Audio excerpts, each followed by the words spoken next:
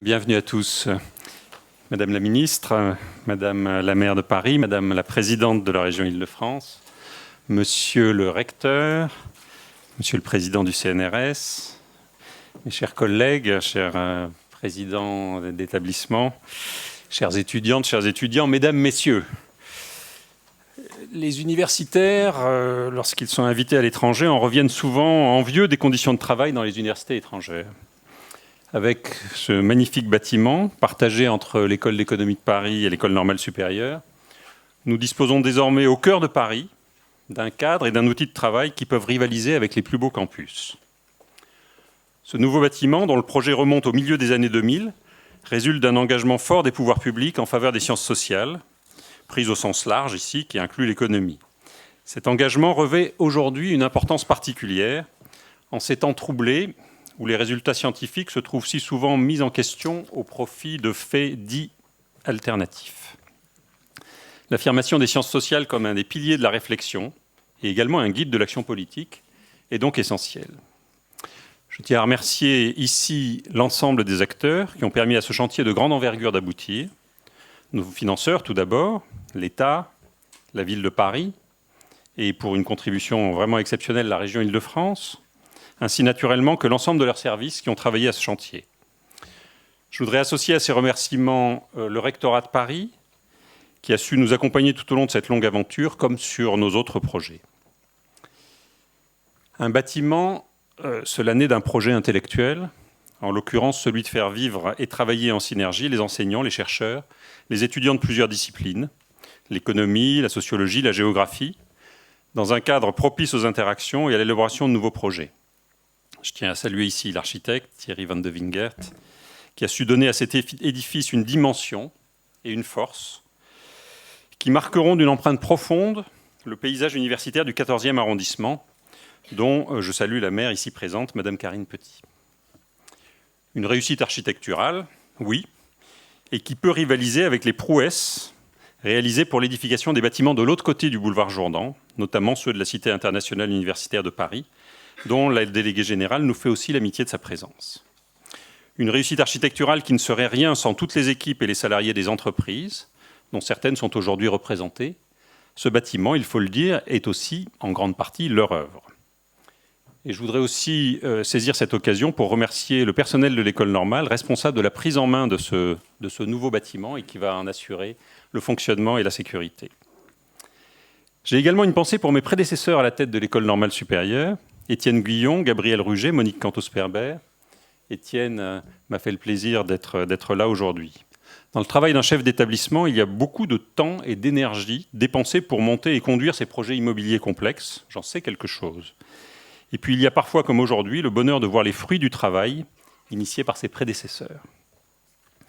Le campus Jourdan, c'est une histoire de famille pour l'ENS, depuis qu'en 1949, l'école normale supérieure de jeunes filles, auparavant localisée à Sèvres, y a établi ses quartiers. Ce campus a en effet été pendant près de 40 ans celui des Sèvriennes. Après la fusion des ENS de Sèvres et de la rue d'Ulm en 1985, au profit d'une nouvelle école normale supérieure désormais mixte, avec aussi l'arrivée de plusieurs nouvelles unités de recherche et d'enseignement, portées en particulier avec le CNRS, le campus Jourdan est devenu peu à peu ce qu'il est aujourd'hui, à savoir un lieu de recherche et de formation internationale en sciences sociales, renforcé dans cette vocation par la création de l'école d'économie de Paris en 2007. Jourdan est désormais en contrepoint du futur campus Condorcet, l'un des rares et grands campus universitaires de Paris, à même de rayonner à l'international, et pourvu à la fois de logements étudiants, de salles de cours, de bureaux pour les chercheurs, de salles de vie et de restauration, comme nous en avons trop peu en France. C'est donc un véritable motif de satisfaction pour l'école normale supérieure d'être partie prenante de cette dynamique et de continuer ainsi, à Jourdan, comme dans le quartier latin, de se développer et de se réinventer pour mieux se projeter vers l'avenir. Cette projection s'inscrit aujourd'hui dans le cadre de PSL, Paris Sciences et Lettres, dont le président Thierry Coulon est présent ici, avec également les présidents de l'EHESS et de l'EPHE, que je salue. Le campus Jourdan accueillera d'ailleurs tout prochainement les étudiants, les enseignants et les chercheurs de plusieurs nouvelles entités de PSL, auxquelles l'ENS est fier d'être associé.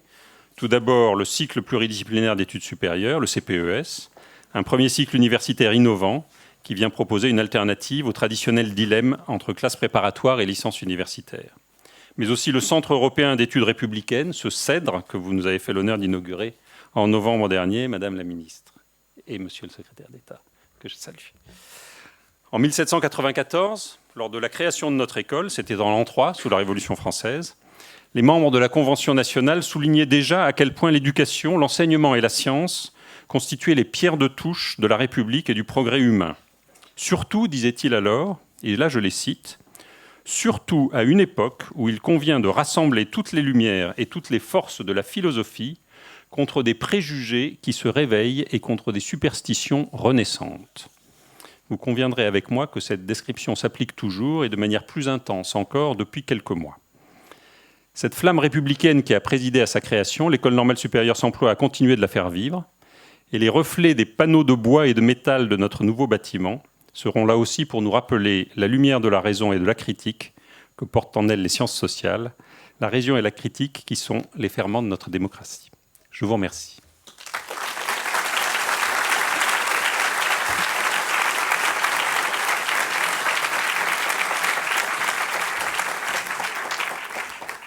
Madame et Messieurs les ministres, Madame la maire, Madame la présidente, Monsieur le recteur, chers et chers collègues et amis, je suis particulièrement heureux et très honoré de vous accueillir au nom de PSE, l'École d'économie de Paris, dans ce très beau bâtiment auquel, avec l'école normale, nous allons donner vie. Bienvenue, et bienvenue chez vous, car ce lieu de recherche, de savoir et d'échange est et sera ouvert à tous. Il manifeste dans son architecture même le cœur et l'âme du projet de PSE, décloisonné au service d'une ambition d'excellence. S'affranchir des barrières institutionnelles, c'était déjà le pari de François Bourguignon, Roger Guenry, Georges de Ménil et Richard Portes lorsqu'ils ont créé le Delta, premier laboratoire de recherche à s'installer boulevard Jourdan. Il y a 30 ans, c'était un pari un peu fou. Rassembler des collègues venant de l'EHESS et de l'ENS, deux grandes écoles, certes amies mais bien différentes, et du CNRS, en un laboratoire commun. Ce pari un peu fou, non seulement nous avons continué à le porter, mais nous avons été encore plus fous, nous l'avons étendu. Puisque des équipes de l'INRA, de l'École des Ponts et aujourd'hui l'Université Paris 1 Panthéon-Sorbonne ont rejoint les pionniers du boulevard Jourdan. Il y a 10 ans, grâce à l'enthousiasme et l'énergie de Daniel Cohen et de Thomas Piketty et de quelques autres, c'est par la création de l'École d'économie de Paris que le projet a pris une forme et un élan nouveau. Fondé par des grands établissements, une université et des organismes de recherche, PSE, grâce à la formidable force de conviction de Thomas Piketty, a alors reçu de nombreux soutiens. L'État nous a attribué des missions de recherche et d'enseignement et financé ces missions par une dotation. La région Île-de-France nous a confié le pilotage d'un domaine d'intérêt majeur en économie. Des partenaires privés, AXA et Exane notamment, nous ont d'emblée accompagnés dans nos ambitions. La région, l'État et la ville de Paris ont renouvelé leur soutien à travers la construction de ce bâtiment qui nous accueille aujourd'hui. Le programme d'investissement d'avenir a reconnu l'excellence de PSE en nous octroyant un LABEX et un Equipex. Le Conseil européen de la recherche, comme l'ANR, distingue régulièrement des chercheurs et des projets de PSE. Que tous soient vivement et chaleureusement remerciés, comme d'autres partenaires qui nous ont également aidés à progresser. La Banque de France, l'Assistance publique Hôpitaux de Paris, la Fondation AXA pour la recherche, la Fondation Médéric Alzheimer, Air France, Total, le Comité Colbert, la Ford Foundation, l'Institute for New Economic Thinking, l'American Foundation for the Paris School of Economics et tant d'autres, pardon pour ce que j'oublie, ont soutenu ou se sont engagés dans des programmes de recherche que nous menons ensemble. Merci à tous. Votre confiance nous honore et nous engage. Grâce à vous et grâce à l'implication de l'ensemble des équipes, de l'UMR, de la Fondation, le projet s'est agrandi, structuré, ouvert à l'international, aux autres sciences sociales, aux chercheurs et aux étudiants du monde entier, au débat public et à l'ensemble des citoyens. C'est aussi grâce à vous, grâce à tous ces projets communs auxquels vous contribuez, que PSE a pu parvenir à une réelle solidité financière, gage de son développement durable. Demain, ce bâtiment accueillera des conférences, des colloques internationaux, des conférences, des débats, des étudiants, des équipes de recherche passionnées. Les conditions dans lesquelles ces activités se déploieront seront, enfin, à la hauteur de nos ambitions. À la hauteur de nos ambitions, mais aussi de nos réalisations. Sans être obnubilés par les classements, ni totalement dupes de leurs limites, si on mesure le succès d'un département d'économie à l'impact de ses publications académiques, PSE, École d'économie de Paris, est solidement installée depuis plusieurs années parmi les 10 premiers dans le monde. Aujourd'hui au 6e rang et le premier en dehors des États-Unis. Si nous sommes parvenus à une telle visibilité, c'est évidemment par le talent de nos chercheurs et par leurs efforts, et grâce au regroupement de si nombreux talents. C'est par l'union des établissements et organismes autour du projet qu'ils ont fondé qu'un tel succès est possible. Nous ne nous arrêterons pas en si bon chemin. En cette période pleine de menaces, mais aussi d'opportunités, en cette période périlleuse où les faits eux-mêmes sont parfois malmenés, sans parler du sens qu'on peut leur donner, plus que jamais, nous avons besoin de sens social et de l'économie. Nous continuerons, avec nos amis et voisins de l'ENS, à tenter de comprendre un monde social en pleine mutation, à éclairer les politiques publiques, à défricher de nouveaux territoires. Nous continuerons à nous ouvrir à de nouvelles méthodes, à de nouvelles approches, à de nouvelles données, à former de plus en plus d'étudiants, de plus en plus divers. Nous continuerons à décloisonner ce qui doit l'être, à faire tomber des barrières institutionnelles, à rassembler de nouveaux partenaires. Tous ces projets verront le jour dans ce superbe environnement pour lequel je tiens à remercier très vivement les services de la région, le cabinet d'architectes de Thierry Van de Wingart et Véronique Fiegel. Merci pour le travail remarquable qu'ils ont effectué. Alors, oui, j'espère que vous reviendrez nous voir. Pas plus que Paris, l'école d'économie de Paris ne s'est faite en un jour. Mais dans 1 an, dans 10 ans, dans 30 ans, nous serons heureux de vous ouvrir à nouveau nos portes. Et je l'espère, vous pourrez le dire, ce beau succès, c'est aussi le nôtre. Merci à toutes, merci à tous.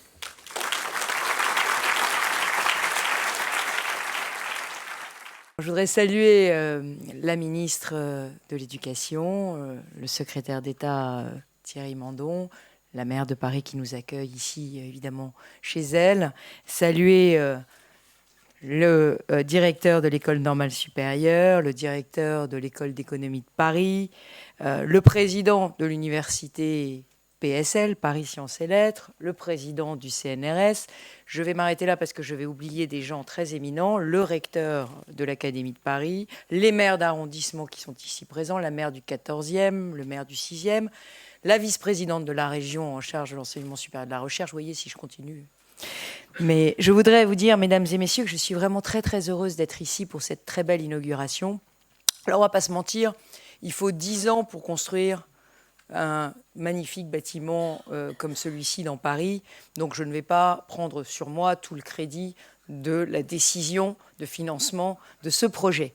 Mais néanmoins, il faut que vous sachiez que c'est un projet qui a évidemment été totalement soutenu, j'allais dire à l'unanimité du Conseil régional depuis des années, parce que nous estimons qu'il y a en Île-de-France un certain nombre de fleurons de la recherche et qu'il faut absolument leur donner des locaux dignes d'eux. Et vous savez que quand j'ai été dans quelques fonctions ministérielles de mon côté, nous avions lancé l'opération Campus pour essayer justement de redonner à ces fleurons de notre recherche, à nos universités en général, des conditions dignes pour chercher, pour enseigner, pour apprendre. Et d'ailleurs, on a inauguré aussi le bâtiment Lomont il y a pas très longtemps. Et l'École normale supérieure avait vraiment besoin qu'on l'aide. Et donc, je suis très heureuse et très fière que la région Île-de-France ait pu participer à hauteur des 2/3 à ce projet. Pardon, on ne doit pas parler d'argent, mais enfin bon. C'est pas tous les jours qu'on a des bonnes nouvelles à annoncer non plus. Voilà, donc je suis très heureuse que nous l'ayons fait. Je suis très heureuse parce que, évidemment, l'école normale, ça veut dire beaucoup. Ça veut dire beaucoup pour nous. Et je souhaite vraiment que PSL puisse conserver son IDEX et continuer à faire vraiment rayonner la recherche française. Thierry Coulon m'a beaucoup rassurée sur ce point il y a quelques minutes en me disant que vraiment les choses avançaient vraiment très très bien et que vous aviez des très très beaux projets. Mais c'est important pour nous d'avoir 4 IDEX en Île-de-France, je le dis, c'est vraiment très important. Alors, on a coutume de dire qu'il y a plus de prix Nobel à l'École normale supérieure qu'à Oxford et qu'à Harvard. Et donc, il faut évidemment qu'on le fasse savoir et qu'on le dise partout. Et puis, je suis très heureuse aussi parce que ce bâtiment va accueillir l'École d'économie de Paris. Et là aussi, c'est une pépite extraordinaire. Monsieur Bourguignon m'a rappelé j'allais dire, à la genèse de l'histoire. Et c'est vrai qu'il y a eu beaucoup de parrains éminents, de grands chercheurs qui se sont battus pour faire naître cette école d'économie de Paris, avec celle de Toulouse, qui sont vraiment, là encore, des pépites exceptionnelles qu'on doit préserver. Alors, je viens vous annoncer une bonne nouvelle pour l'avenir. c'est qu'en 2017, la région Île-de-France va augmenter de 25% son budget recherche. Et nous allons avoir aussi, dans le cadre du plan d'investissement d'avenir, une partie du plan d'investissement d'avenir qui va être régionalisée. Et j'ai vu Louis Schweitzer hier et je lui ai dit que je souhaitais que dans le cadre du volet PIA régionalisé, en tout cas c'est le souhait de la région, il y ait un gros volet qui soit consacré à l'innovation scientifique, puisque c'est un PIA qui est plutôt axé économie, formation, mais je crois qu'il faut évidemment la recherche et l'enseignement supérieur soient un des actes en Île-de-France du PIA régionalisé, donc on aura l'occasion d'en reparler. Nous avons sélectionné 10 domaines d'intérêt majeurs il y a quelques mois, à l'aide d'un conseil scientifique dans lequel les anciens élèves de l'école normale sont nombreux et ont joué un rôle éminent. Ce qu'ils m'ont convaincu de faire, c'est d'annoncer 10 premiers domaines d'intérêt majeur et de relancer un nouvel appel à projet pour dans 2 ans, de façon à ce que nos domaines ne soient pas figés pour 5 ans, mais qu'au contraire, on soit vraiment la région de la création et qu'en permanence, les beaux projets puissent trouver leur financement. Donc il ne me reste plus qu'à aller chercher l'argent pour relancer un appel à projet de domaines d'intérêt majeur. Mais ce qui est sûr, c'est que, en tout cas, l'économie doit être dans tous les domaines d'intérêt majeur de recherche de la région, que ce soit dans le domaine de la pollution de l'air, que ce soit dans le domaine du vieillissement, de la longévité, que ce soit dans les domaines de la santé. Il faut absolument qu'on puisse avoir des partenariats avec l'école d'économie de Paris. Alors, la dernière chose que je voulais vous dire, c'est que la région va ouvrir la maison de l'Île-de-France à la cité Jourdan. Et je souhaiterais que cette maison de l'Île-de-France puisse accueillir vraiment des jeunes méritants qui n'ont pas les moyens de se loger dans Paris. Et je sais qu'il y a des jeunes doctorants qui habitent très très loin en banlieue et qui ont besoin de pouvoir se loger dans Paris. Je souhaite aussi qu'on puisse accueillir des jeunes doctorants qui viennent des pays partenaires de la région, toute l'Afrique francophone par exemple, mais aussi un certain nombre de personnalités persécutés dans leur pays. J'ai eu des demandes de jeunes yézidis qui souhaiteraient poursuivre en doctorat en France. Donc nous allons les accueillir en priorité. Donc voilà, donc, je suis très ouverte. Je sais que c'est toujours un peu lourd et un peu compliqué les processus de sélection, mais enfin vous êtes de l'autre côté de la rue. Et donc si vous avez des jeunes docteurs qui veulent venir étudier et qui cherchent du logement, je voulais vous dire, c'est la dernière chose, que la Maison de l'Île-de-France leur est évidemment ouverte. Voilà. En tout cas, longue vie à l'École d'économie de Paris, longue vie à l'École normale supérieure, longue vie à PSL, et on compte vraiment sur vous pour tout. Merci. Je suis ravie, vraiment très heureuse d'être ici. C'est un lieu magnifique. Je voudrais bien sûr saluer Madame la Ministre, Monsieur le Ministre, Madame la Présidente du Conseil régional, Madame la maire du 14e, tous les éminents chercheurs, directeurs, présidents de la recherche en sciences humaines dans notre belle ville et dans notre pays, et bien sûr l'architecte, parce que les lieux permettent aussi des développements. Je crois que l'architecture que vous avez imaginée est vraiment aussi propice et porteuse elle-même de ces signaux d'ouverture, de transparence et de connexion avec la ville et avec aussi le cœur de ce très très beau jardin dans lequel nous sommes. Ce campus est magnifique, nous en sommes très fiers. C'est vraiment toujours extrêmement fort quand l'ensemble des pouvoirs publics se réunissent autour d'une même cause et qu'on trouve les énergies, entreprises, architectes et bien sûr tout le monde de la recherche mobilisés, comme on dit souvent aujourd'hui, dans un alignement parfait des planètes pour arriver à produire ce beau bâtiment. Et ce beau bâtiment qui va permettre à la fois à l'école normale supérieure, mais bien sûr aussi à l'école d'économie de Paris et à beaucoup d'autres chercheurs, je crois qu'il y a aussi de la géographie dans ces lieux, de venir travailler, s'exprimer et nous éclairer. Dans une ville comme Paris, Paris est une ville, vous la connaissez, j'imagine que vous l'aimez, c'est une ville inspirante, une ville dans laquelle il y a plus de 330 000 étudiants, dans laquelle nous comptons une grande partie de la recherche des universités françaises.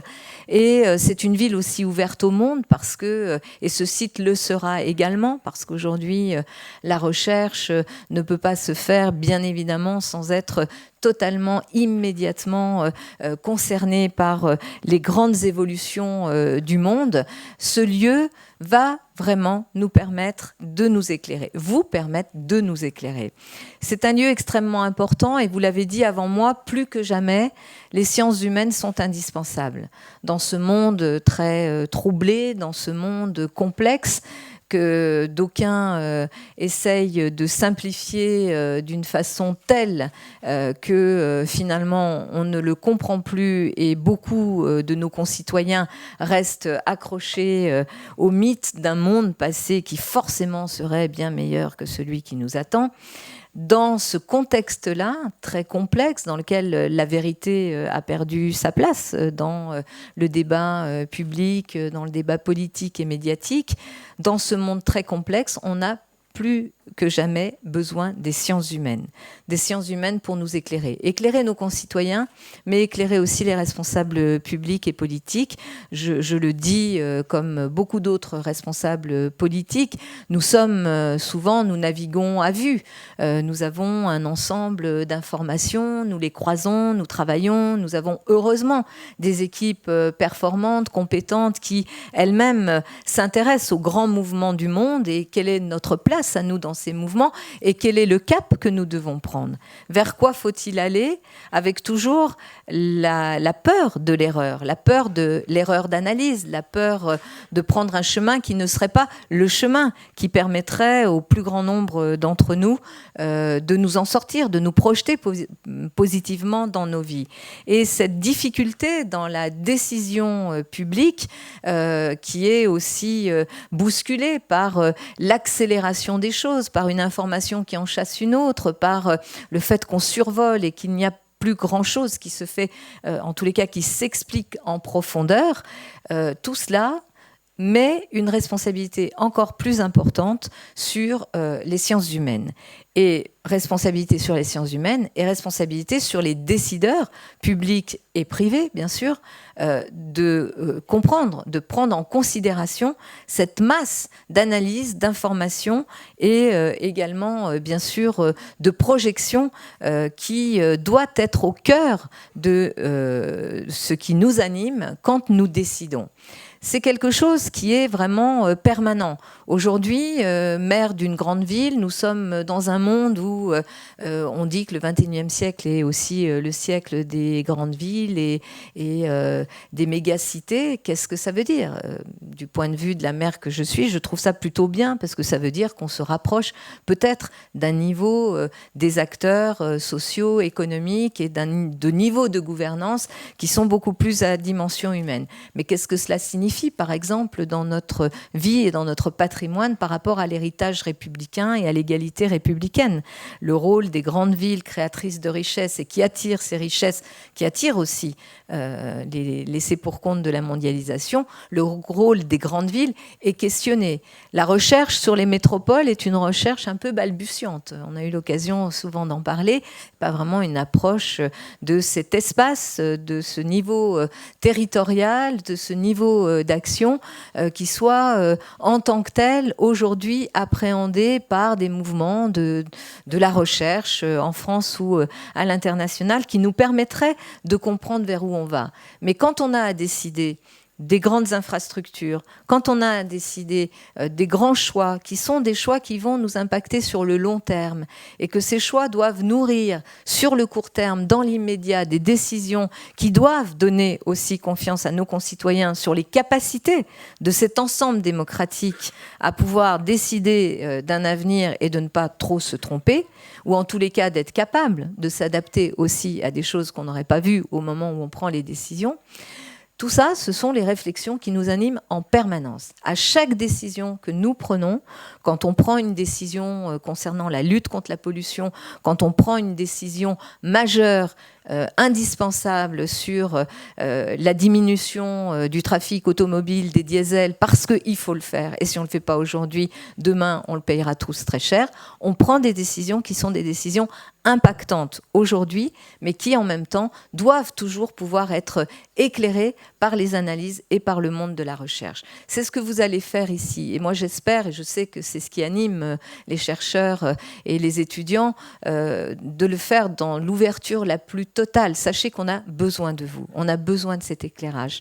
C'est de cette façon-là que, après une discussion notamment avec Daniel Cohen, nous avons pris la décision de participer au financement de la chaire travail de l'École d'économie de Paris. Voilà. La question du travail ne peut pas être préemptée simplement par ceux qui pensent que c'est une valeur, voilà, quelque chose de jetable et qu'il n'y a pas d'autre type de réflexion à mettre dans la question du travail. Et je sais que dans cette école d'économie de Paris, la question du travail sera portée avec la subtilité qui manque aujourd'hui à ceux qui parlent souvent du travail.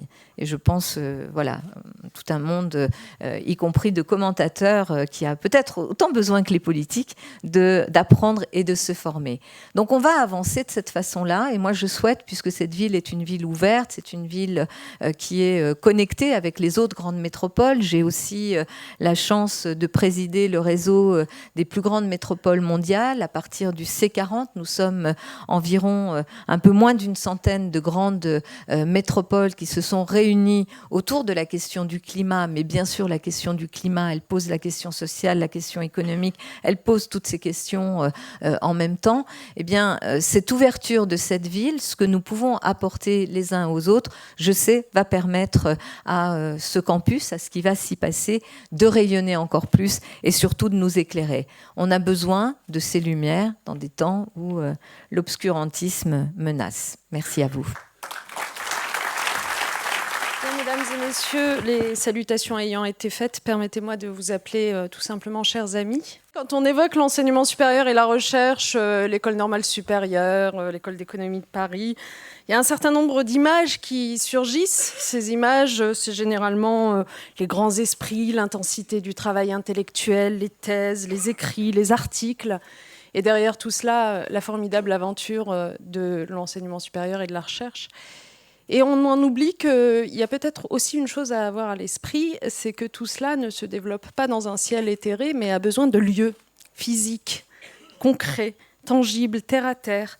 Et que ces lieux, ils ont toute leur importance. Il n'y a qu'à voir un petit peu l'histoire de l'université pour s'en rendre compte. On voit bien que l'histoire de l'enseignement supérieur est par bien des aspects inséparable des bâtiments et des espaces qui, au fil du temps, ont accueilli les universités, les grandes écoles. Et on voit bien comment, par exemple, dans le quadrangle d'Oxford ou de Cambridge, eh bien, est venue s'affirmer la volonté d'une autonomie, d'une communauté qui soit à l'écart de la ville, entre étudiants et enseignants. On voit bien aussi à la Sorbonne, à Paris, bien avant l'autonomie de l'an 2007, comment est-ce qu'il y avait cette relation particulière qui unissait la Sorbonne au Vatican et qui est venue s'inscrire aussi dans les lieux. Et c'est très intéressant quand on regarde ce campus de voir que l'architecte, là aussi, a veillé à l'esprit des lieux, puisque ici, on va retrouver la célèbre cour aux Ernest du 45 rue d'Ulm, n'est-ce pas, qui fait écho et qui est très présente dans la toponymie de ce campus. Et c'est une façon de préserver l'esprit des lieux toujours et de dire aussi cette particularité de ce campus. Donc, ça me fait très plaisir, finalement, de venir ici vous dire que les lieux, ça compte. Ça compte pour offrir finalement un espace de travail adapté aux étudiants, aux chercheurs, et un espace qui soit en résonance totale avec les nouvelles méthodes de travail. Et c'est sur ces méthodes de travail que je voudrais insister.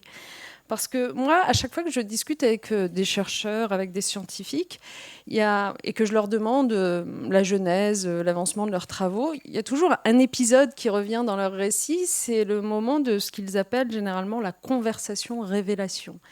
C'est-à-dire ce moment où leur pensée s'est précisée, leur interrogation est survenue, non pas dans la solitude du chercheur, comme on avait souvent l'image auparavant quand on voyait Newton faire sa sieste sous un pommier, ou Archimède dans son bain. Donc non pas dans la solitude, mais au contraire dans la conversation devant la machine à café ou autre, avec d'autres chercheurs, d'autres collègues, d'autres étudiants.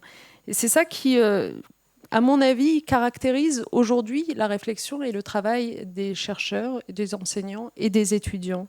C'est un peu ce que certains ont appelé le fameux effet coin café, qui est très sérieux en dépit de cette appellation qui peut prêter à sourire, mais qui montre comment il est important aujourd'hui d'offrir à nos chercheurs, à nos étudiants, des espaces dans lesquels les sciences pourront se croiser, tout simplement, les disciplines se rencontrer et les échanges stimuler la réflexion et l'innovation. Et Jourdan, finalement, c'est ça, aujourd'hui, puisque, je le rappelle, parce que ça n'a pas été dit suffisamment dans les interventions précédentes, Jourdan accueille aujourd'hui donc l'École d'économie de Paris, les départements d'économie, de sciences sociales et de géographie de l'ENS, l'équipe de Peter Burgess, la bibliothèque Jourdan de sciences économiques et sociales, de sciences humaines et sociales, le centre Maurice Alboix, le Centre pour la recherche économique et ses applications, le Centre européen d'études républicaines qui a été évoqué tout à l'heure, et puis des espaces d'études et de travail pour les étudiants du cycle pluridisciplinaire d'études supérieures de PSL.